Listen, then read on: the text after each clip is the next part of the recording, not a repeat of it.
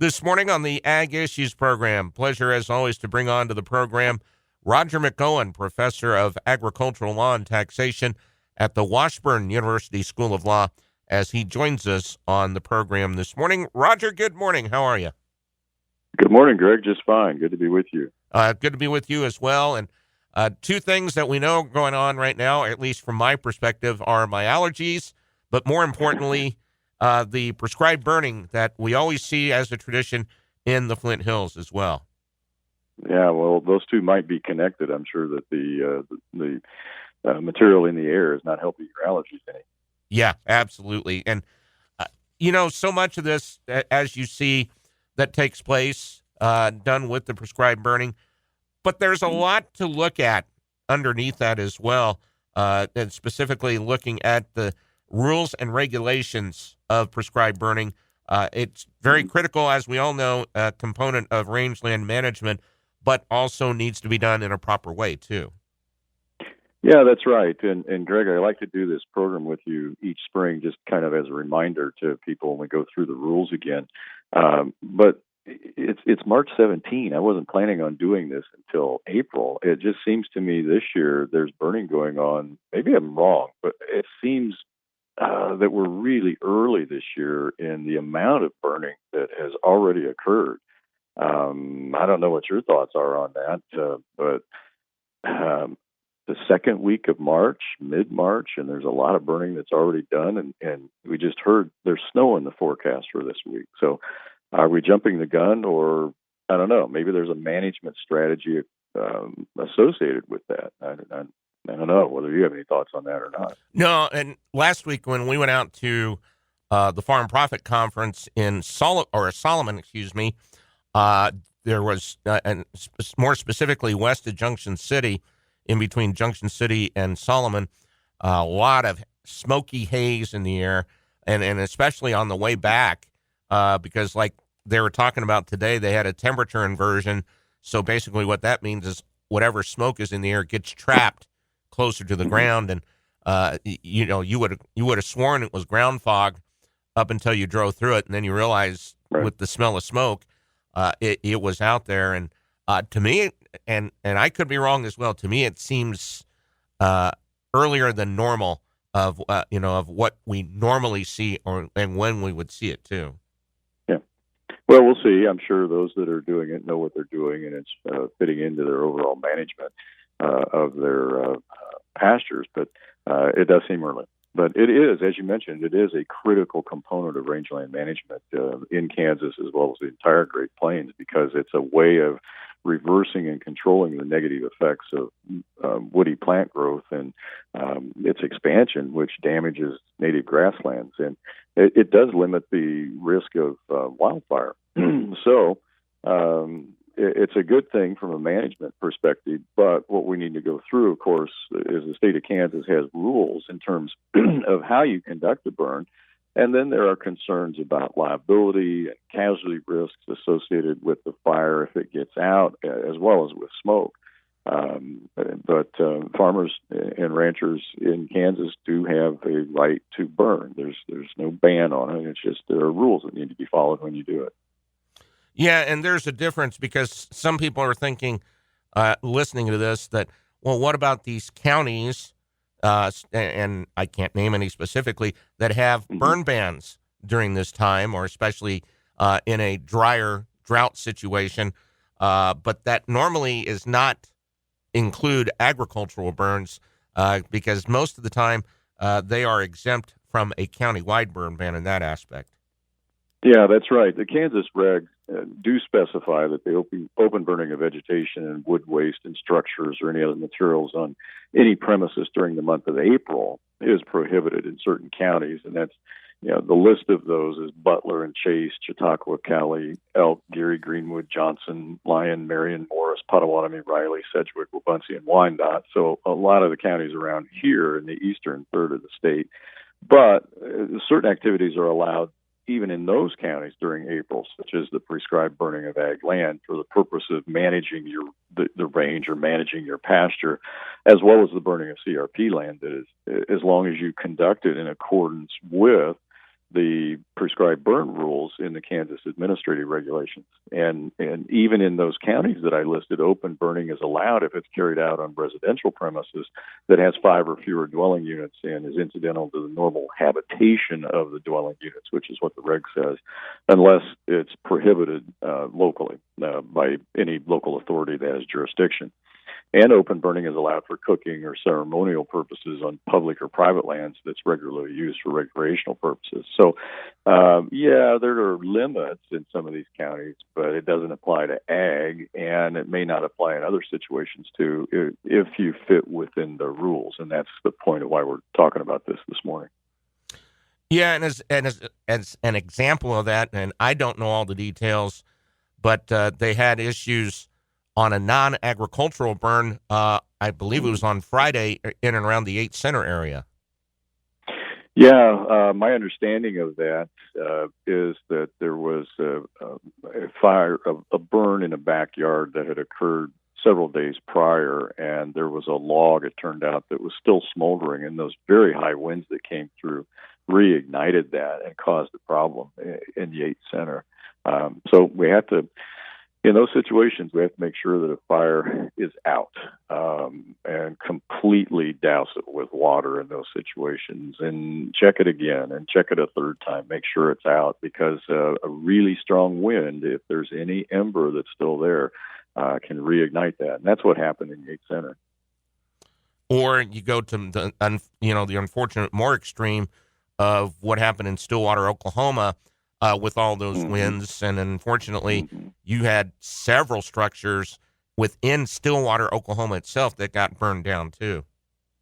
Well, yeah, and that's why weather reports are really important to listen to. It's not that we didn't know that we were going to get hit with really high winds on Friday.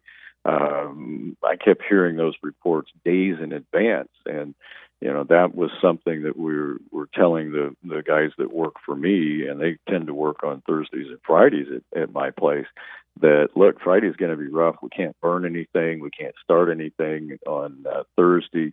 You just can't do that. And so I've got all types of brush piles sitting around now because they've been chainsawing and working on things like that. But we knew there was no way. We can't start anything just for fear, and they manage things really well. But can't take that risk that we would miss something that would still be smoldering and that wind pick it up. And so that's one of the things about conducting a burn. You got to pay attention to conditions, and you got to use some common sense.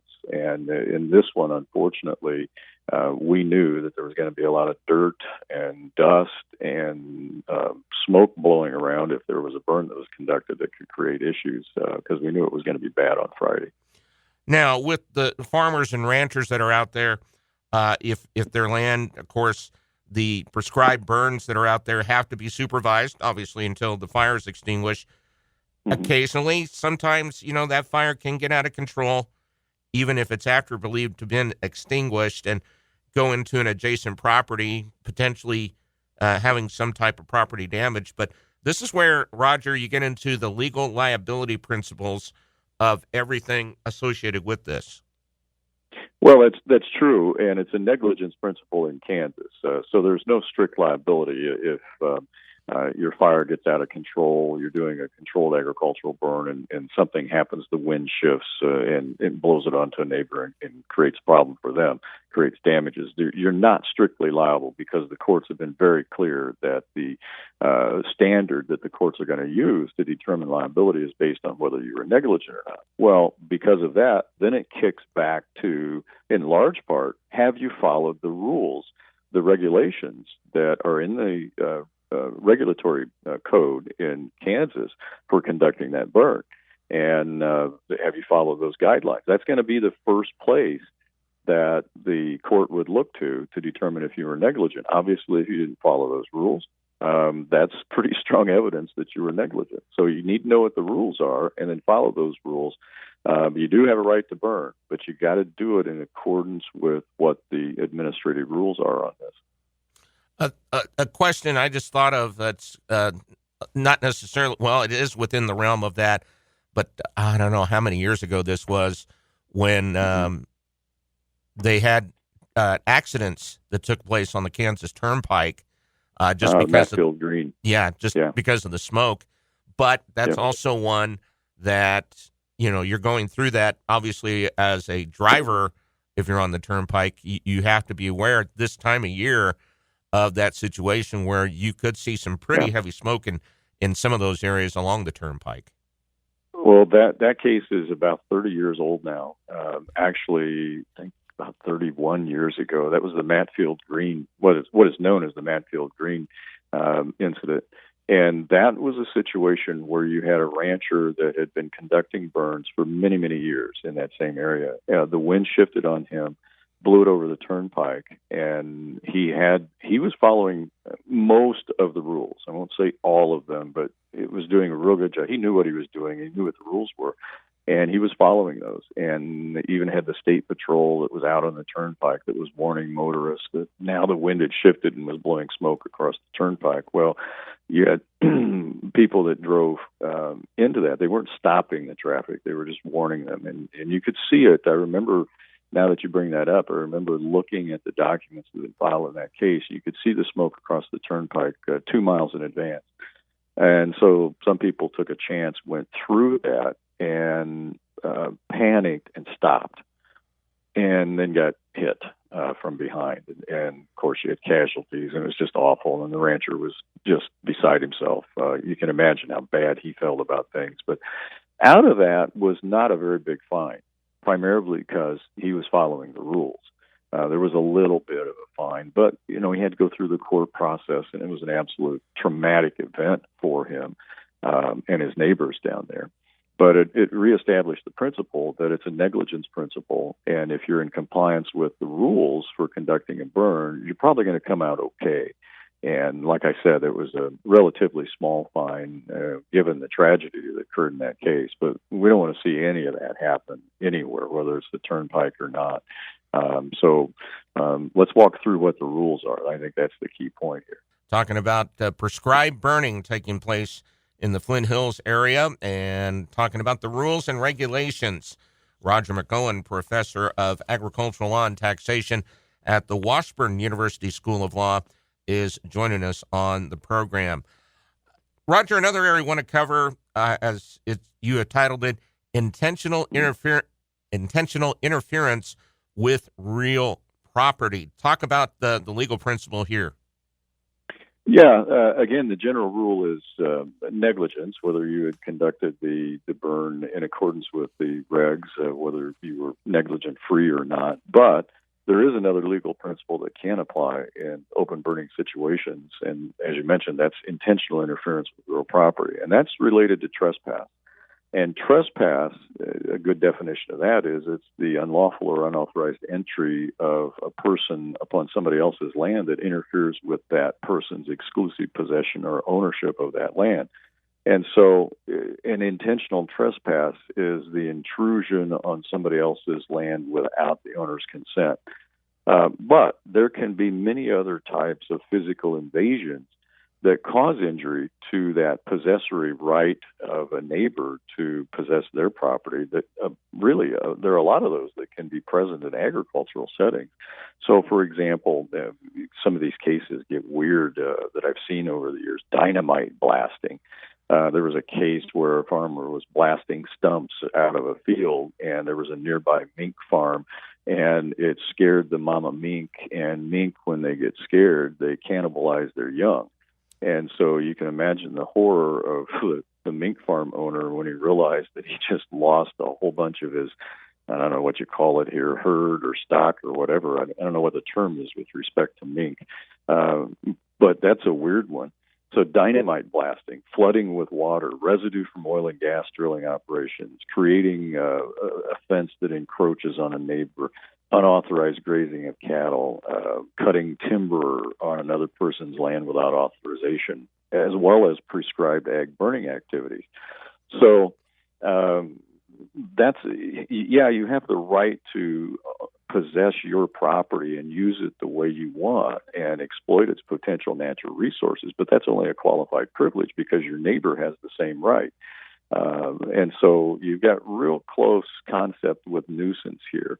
And that means you've got to exercise reasonable care in conducting operations on your land so that it doesn't interfere with your neighbor's right to do the same thing on theirs. So all that is said to say this, and that is, if I'm doing a prescribed burn of pasture and it results in heavy smoke passing on to your property, Greg, if we're adjoining neighbors, accompanied with long-term residual smoke odor, then I could be held legally responsible for damages under a theory of intentional interference with real property, even if the burn was conducted in accordance with applicable state regulations. And in my treatise, I cite a couple of cases. There's a famous case out of Oregon on this, where, and again, you get into these situations of personalities. In that case, the neighbors didn't get along. And so the one individual waited until he knew the wind was going to blow the smoke onto his neighbor to start his fire, because he hated his neighbor. They just were constantly at each other's throats. And the court said, you don't have the right to do that. That's, you did the burn properly, but you knew it was going to blow the smoke right to your neighbor's house. And there was a little bit of malice that was involved. So stay away from that kind of stuff and maintain good relationships with your neighbors. And going into other areas, what about the situation where you talked about negligence, liability, or in this case, strict liability? Yeah, we don't have that rule in Kansas. Some states do follow that, primarily the states we're outside of the Great Plains. But largely in the Great Plains, we do not follow strict liability, which means if I conduct a burn and you're injured, I'm responsible, period. No question of how it was conducted. That's not the rule in Kansas. In Kansas, only you could get into that if it were construed, if open burning were construed as an inherently dangerous activity, but it's not. We had now a rather famous case. It went to the Kansas Court of Appeals in 1996. It was down in the Medicine Lodge area. Don't hold me to that specifically. It's kind of in that area down there. It's known as the case is Koger against Farron, or Koger against Farron. I'm not sure how to say that, but that resulted. It was an inadvertently started burn. It was not a controlled burn, but it got out of control and it burned many, many miles of pasture, and some structures were in there. But the court stated its principle in there and said, if this were an open burn, the rule is not strict liability. And so that rule has held for almost 30 years, Greg. The principle is that there is no compelling argument for imposing strict liability on a property owner for damages that result from a prescribed burn of agricultural land. So we're back to, did you follow the regulations to establish that you weren't negligent? And also looking, and we talked about liability a whole bunch in Kansas. Mm-hmm. What about Texas and Oklahoma? How much do they differ, or do they differ much from what the Kansas regulations are? No, the Oklahoma and Texas are the same thing. It's a negligence approach. So again, in those states, you have to follow whatever the applicable prescribed burning regs are. That'll go a long way to defeating a lawsuit claiming that damages from a prescribed burn were the result of negligence. So stay in compliance with what the administrative regulations are. By the way, Roger, you're going to be in Ottawa next Wednesday at our Farm Profit Seminar taking place, and you've got several issues that you're going to bring up as well. Give us a sneak peek on what some of the things you'll be discussing. Well, we're going to talk about where we're at in terms of tax policy, what farmers and ranchers can anticipate, kind of what is the timeline now that Congress is on. We have a CR that's done, so we have a framework to go forward with tax legislation. So I'll be talking about that because there are some big things, if Congress doesn't deal with it, that will expire at the end of this year, such as the qualified business income deduction for pass-through entities, bonus depreciation, Section 179, a whole bunch of other less common things such as R&D expenditures, interest deductibility, so forth and so on. So I'm going to go through that and try to put, based on where we're at next Wednesday, not this week, next week, where we're at in terms of what we need to be doing from a planning standpoint to prepare for what Congress might do. And that goes to estate plans, too. So it'll be an interesting one. I hope folks will find it informative and helpful in terms of positioning themselves to be as flexible as they possibly can to take advantage or seek shelter from what Congress might do. All right, sounds good. Roger, as always, appreciate it. Look forward to seeing you next Wednesday in Ottawa. Thank you, Greg. That is Roger McEowen, professor of agricultural law and taxation at the Washburn University School of Law, as he joins us this morning on the Ag Issues program here on 580 WIBW.